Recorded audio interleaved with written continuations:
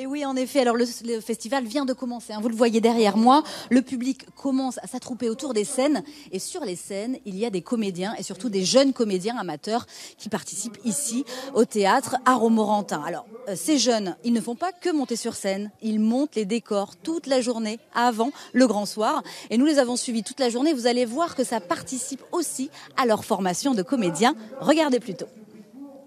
S'il vous plaît. On va faire un petit point juste pour connaître un petit peu ce qu'il nous reste à faire, pour éviter d'avoir une fatigue inutile, c'est-à-dire de ne pas savoir quoi faire et on va faire des petits groupes. Second briefing de la journée. Pas question de perdre du temps pour l'équipe de bénévoles. C'est parti pour la sonorisation et le montage des derniers décors. Celle-ci ?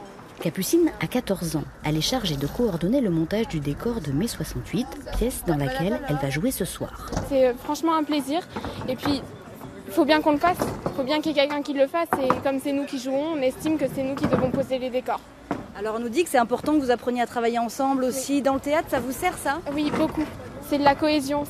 Si on n'est pas soudés, on ne peut pas. On n'y arrive pas, on joue moins bien. Il y a plein d'éléments qui font qu'on doit être soudés. La dame Le festival Le Voyage à travers les siècles a été créé par la troupe locale de l'atelier Colomb. Pour offrir 23 spectacles gratuits, elle compte sur la bonne volonté des 70 comédiens de la troupe qui aident au montage. On ne peut pas encore montrer car en fait c'est qu'on a fini de mettre les deux. Non mais regarde là, on est à fond dans la troupe, c'est comme une deuxième famille du coup forcément on est tous ensemble et on aide tous en même temps.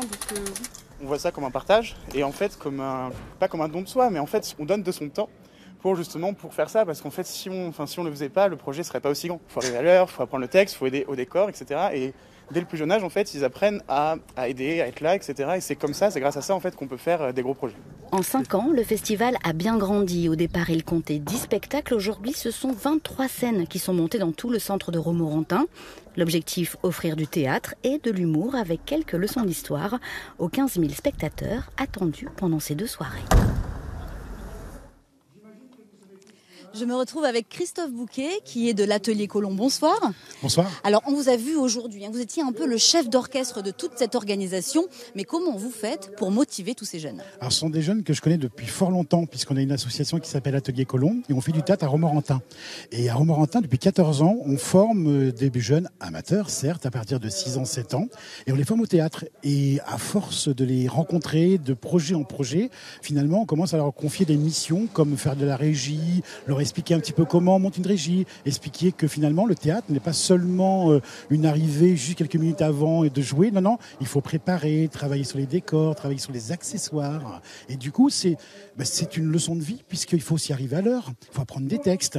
Et là, ils s'aperçoivent tout simplement que certes, on a toujours de théâtre, mais là, à la Télé Colomb, on leur demande plus que d'apprendre des textes, plus que de jouer, travailler les émotions. On leur demande d'être une équipe un peu familiale, artistique, et surtout, on leur demande de pouvoir finalement un peu réaliser mes rêves comme ce festival-là. Alors justement, ce festival, il n'y a pas que des comédiens amateurs, il y a aussi des professionnels. Quel est votre spectacle favori ? Alors mon spectacle favori professionnel, c'est Merlin l'Enchanteur. Pourquoi ? Parce que c'est magique et ça va évidemment, vous avez toute la famille qui va pouvoir venir le voir.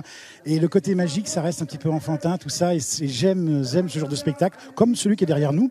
Et j'aime aussi parce que là aussi, il y a des enfants qui peuvent venir et les adultes rêvent aussi bien comme les enfants. Ouais. Là, au premier ressenti, vous aurez autant de monde que l'année dernière, 15 000 personnes ? Parce qu'on est venu me le dire, dans mai 68, qui a commencé il y a quelques minutes, il y a déjà 1000 personnes derrière nous. Et ça fait déjà plaisir parce que l'année dernière, il n'y avait pas autant de monde à 19h. Donc je sens qu'on va passer un très bon week-end. Merci beaucoup, Monsieur Bouquet, et très bon spectacle à vous. Alors nous, juste après le journal, évidemment, nous allons aussi aller voir des spectacles. Et dès demain à midi, on vous montrerait tout ça en images, promis. Allez, rendez-vous à demain midi pour cet excellent week-end, comme vous avez dit. Merci Marine.